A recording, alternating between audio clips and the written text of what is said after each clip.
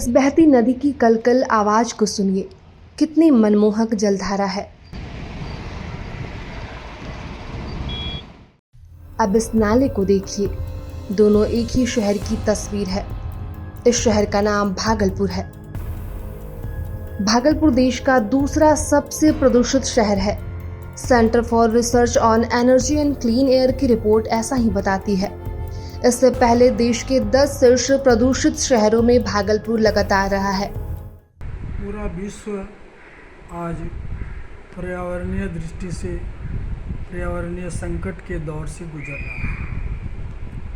तो न तो उससे हमारा देश अछूता है, न ही हमारा प्रदेश अछूता है और न ही हमारा शहर अछूता है। इस सब पर वैश्विक जो तपन है उसका असर है। आज जो जलवायु परिवर्तन हो चुका है, यह प्रमाणित हो चुका है कि जलवायु परिवर्तित हो गई है और जलवायु की जो प्रकृति है वह पहले से बहुत ही संकटापन्न स्थिति में है। तो इस दृष्टिकोण से अगर हम बिहार को देखते हैं तो बिहार में भी अभी जो जलवायु संबंधी जो इसके तत्व हैं जैसे तापमान है, वर्षा है, जंगल है, जल है, ये सब पर आज जो ये वैश्विक तपन का या जलवायु परिवर्तन का बहुत गहन असर है। भागलपुर प्रारंभ से ही भागलपुर खास करके भागलपुर जो नगरीय क्षेत्र है वह आज भी उसमें कोई क्षेत्र जो है वह जो टीले की तरह है, अल्कलाइन बेड पर बसा हुआ है, एक टीला बचा हुआ है और उसी पर जो 1881 में 40,000 की जनसंख्या थी वह आज 6 लाख के करीब हो गई है। तो जनसंख्या के रहने के लिए, निवास के लिए घर का बनना आवश्यक है। फिर और जो उसके एलाइड एक्टिविटीज़ हैं उससे संबंधित जो क्रियाकलाप हैं उसके लिए भी ज़मीन की ज़रूरत है। तो उसके लिए पहले यहाँ बहुत जंगलात हुआ करते थे।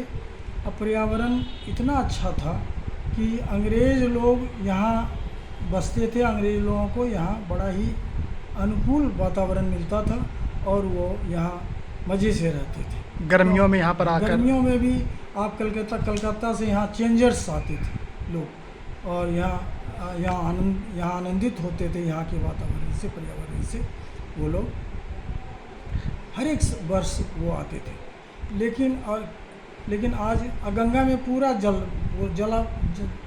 जो जल की मात्रा थी गंगा में काफ़ी रहती थी उस समय।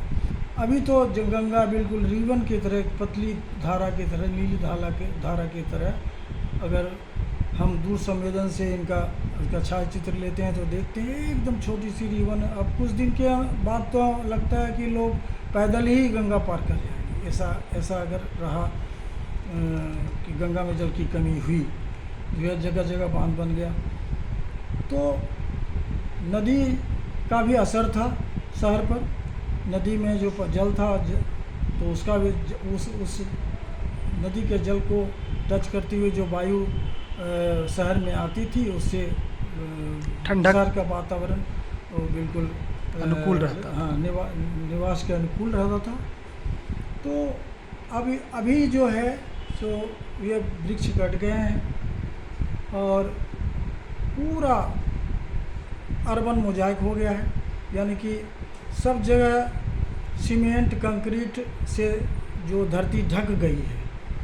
कहीं भी जल भी अंदर में जो धरती के अंदर जल की भी कमी हो गई है।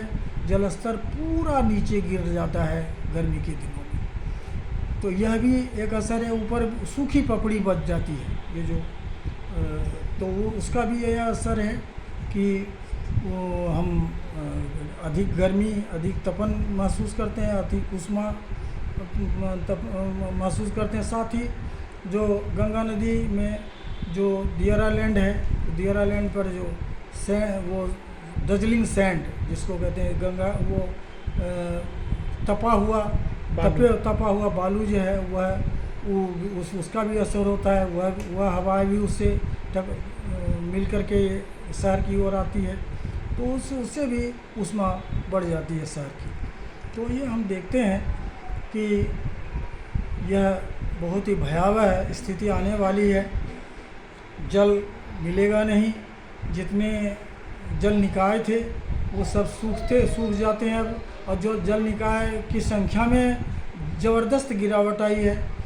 हमको लगता है कि अगर हमने सर्वे किया है और सर्वे में सिर्फ 5% जल निकाय बचा हुआ है। तो ये बहुत ही दुखद है और इसका एक ही इलाज है और एक ही भविष्य के लिए ये सबसे बड़ी चुनौती है, जिसका एकमात्र निदान है पर्यावरण जो प्रकृति प्रदत्त है का दोहन बंद करना, उसका दोहन बंद करना। और मेरी आम जनों से विनती है, निवेदन है, करबद्ध प्रार्थना है कि जैव जगत को सुंदर और सुखद बनाने के लिए, उसके सुखद भविष्य के लिए पर्यावरण को यथावत रखें, जैसा कि हमने कोरोना काल में किया था।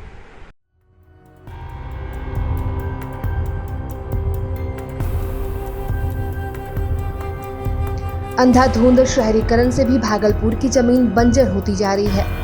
संकट इतना गहरा है कि अभी से अगली पीढ़ी की आबो हवा की चिंता भी होने लगी है। लेकिन चिंता से काम नहीं चलेगा, इस पर चिंतन करना होगा सरकार और समाज दोनों को।